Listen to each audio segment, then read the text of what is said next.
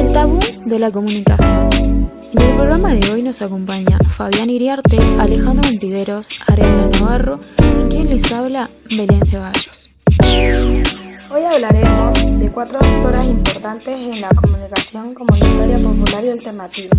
También así lo relacionaremos con un autor fundamental que es Kaplun.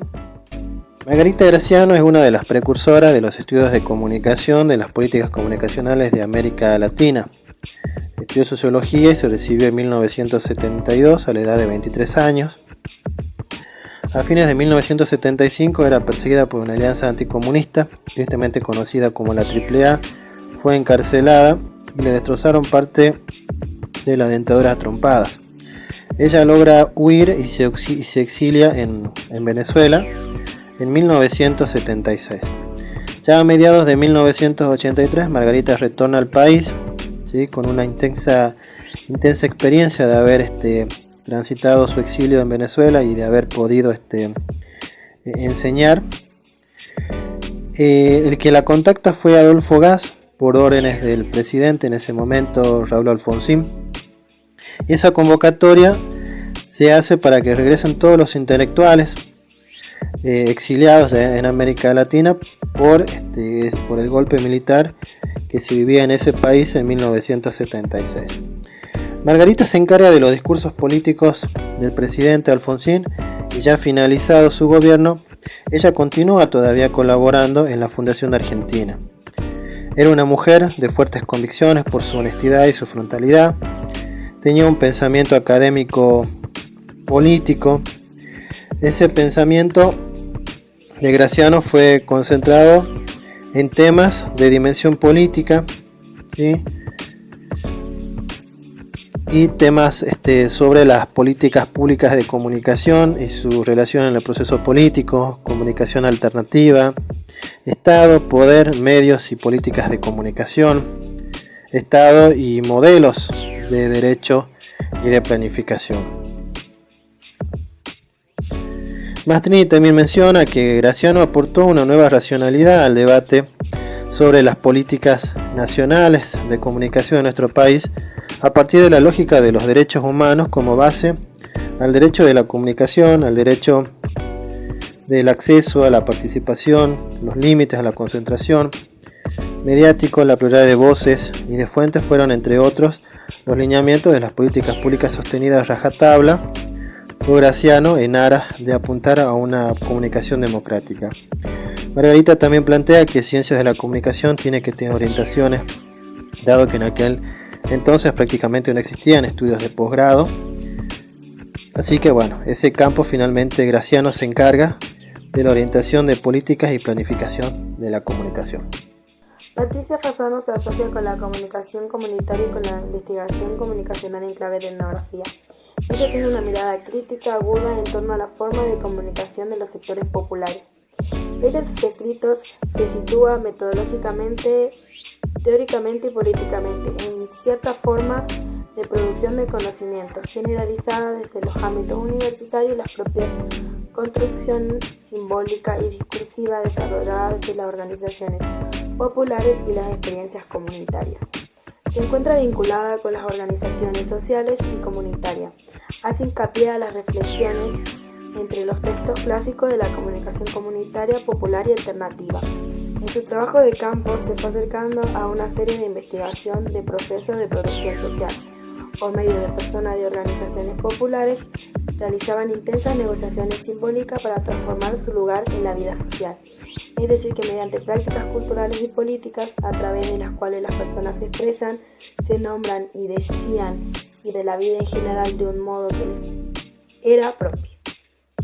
Sabemos que Patricia hace hincapié en la etnografía, la cual habilita a reconocer los saberes de los actores y con ello se utiliza un enfoque de investigación de las ciencias sociales, la cual abre una brecha por donde permite el ingreso a los modos predecibles y novedosos de significar la vida, y cuando de comunicación comunitaria y popular se trata, significa la escucha y la legitimación de diferentes modos culturales que en principio pueden parecernos extraños. En conclusión, al hablar de comunicación popular, comunitaria y alternativa, ciudadana, educativa, hacemos referencia a aquellas experiencias prácticas y proyectos de comunicación, la cual está vinculada en acciones impulsadas desde sectores populares y espacios comunitarios, cuyo objetivo es la transformación social. Claudia Villamayor, especializada en planificación y gestión de procesos comunicacionales, en comunicación y educación comunitaria y alternativa, y en comunicación radiofónica. Tiene su participación en elaboraciones metodológicas de intervención social. En cuanto a sus aportes al campo de la comunicación alternativa, podemos citar que es asesora, formadora e investigadora de radio comunitaria de Argentina y de América Latina. A su vez, tiene participación en centros de comunicación alternativa y educación popular, en políticas públicas, en sindicatos, en movimientos sociales, en organizaciones políticas y educativas, culturales, campesinas, indígenas, en medios de comunicación comunitarios y públicos.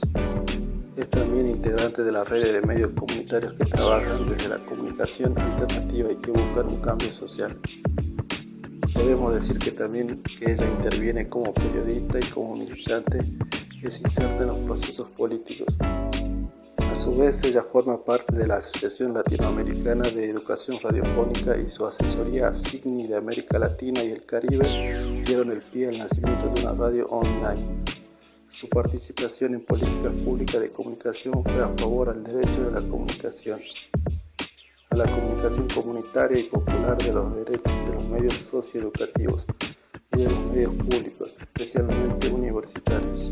Por último, podemos decir que Claudia visibilizó las luchas de las organizaciones sociales, en particular al movimiento feminista, desde un enfoque de derechos, y facilitó procesos para que organizaciones socioculturales y políticas, medios de comunicación y movimientos sociales fortalezcan sus proyectos desde una perspectiva comunicacional. Para poder hablar sobre los aportes de Liliana Elizondo es importante tener en cuenta las coordenadas geográficas. Nació en Tartagal, donde comenzó su militancia en y por la comunicación. Esto es importante porque su análisis también se veía influenciado, porque desde un punto ella decía que no puede no ver lo que está pasando cuando en ese entonces era la realidad que la rodeaba. Desde este punto, interpreta y realiza aportes para pensar la comunicación popular, alternativa, comunitaria e indígena. Desde un inicio luchó por una comunicación transformadora y emancipadora. Este camino de lucha no lo hizo sola, sino que fue acompañado por entrelazamientos de historias de vida y acciones políticas de mujeres reunidas. Así nació el Movimiento de Mujeres Indígenas ARETD. Sus aportes en la comunicación se nutrían de los diálogos surgidos del activismo y la participación en las luchas por el derecho a la comunicación de los pueblos indígenas. Como bien dice en el texto, en Tartagal las configuraciones de las relaciones interétnicas se han materializado con un orden político caracterizado por exclusión de los indígenas. Esto quiere decir que en muchos ámbitos de lo público no eran tenidos en cuenta, es decir, que eran excluidos. Y estamos hablando desde estudiar en la universidad, o también podríamos hablar en este ámbito de la comunicación en su nula posibilidad de expresión en los medios. El principal objetivo de Elizondo era irrumpir con esta lógica y el orden que impone. Pretendía que la comunicación se entendiera más allá de un intercambio de información, es decir, que a través de la comunicación nosotros podamos entender que no somos únicos en el mundo. Uno de los principales aportes de Liliana Elizondo junto al movimiento del cual ella era parte de Mujeres Indígenas fue que en el año 2002 se puso en funcionamiento los talleres de capacitación en comunicación para pueblos originarios. Es decir, que a partir de esto los jóvenes comenzaron a hacer su aparición en la universidad, donde recordemos que Liliana daba estas clases de cómo hacer radio, con el objetivo de promover la inclusión de las voces indígenas en los medios locales, que reiteramos que eran espacios adversos a la participación indígena. Otro aporte a destacar es que a partir de la articulación entre ARETD y algunas cátedras de la carrera de comunicación de la UNSA, se logró emitir el primer programa de radio producido y conducido por pueblos originarios, que llevaba el nombre La Voz del Pueblo Indígena, que fue emitido por Radio Nacional Tartagal hasta el 2007. Kaplun hace referencia a una constelación de apellidos, cada uno con sus diferentes contextos que aparece para plantear los cambios sociales. El autor nos muestra que estos apellidos en gran parte es común y en otras diferente. Existe una mirada subjetiva en el campo de la comunicación contra la hegemonía de los medios masivos, la cual impulsa una mirada emancipadora de lucha y resistencia en la construcción de la comunicación popular y alternativa. Margarita Graciano hace un desarrollo de la comunicación alternativa por la poca participación que se tenía en ese momento, que fue por la dictadura militar, lo cual muchos profesionales se fueron del país por no estar de acuerdo a lo que se estaba proponiendo en ese momento. Es por eso que ella lucha con una fuerte convicción de la política y la comunicación deben estar fuertemente relacionadas. Es decir, según Kaplun, la comunicación alternativa se plantea como algo opuesto a los medios hegemónicos, es decir, contrahegemónicos. Pero también a veces lo alternativo es visto como lo marginal y otras veces puede ser como lo contrario, es decir, que puede llegar a públicos amplios y masivos. Patricia Fasano se vincula a la concepción de la comunidad como un espacio de relaciones móviles y activas, y cooperación y confortación, que no se limitan a un lugar ni a un tiempo predeterminado. Liliana Elizondo hace hincapié en todos los apellidos que menciona Kaplun, pero su prioridad es la comunicación comunitaria, ya que su lucha se basa en poder dar visibilidad a las comunidades indígenas y lograr un cambio social profundo y a la vez democrático a través de lo educativo, y también pretende a través de talleres y espacios en donde estas comunidades que son excluidas puedan expresarse como cualquier otra persona. Recordemos que esto lo hace a través de la radio, un medio que para Kaplun es muy importante en las comunicaciones alternativas, ya que él mismo incita a poder participar de la misma para poder expresar todos los intereses de las comunidades, y destaca también que es uno de los medios más elegidos. Que en este caso recordemos que Liliana les brindó un espacio a las comunidades indígenas para poder comenzar con la radio llamada La Voz del Pueblo Indígena.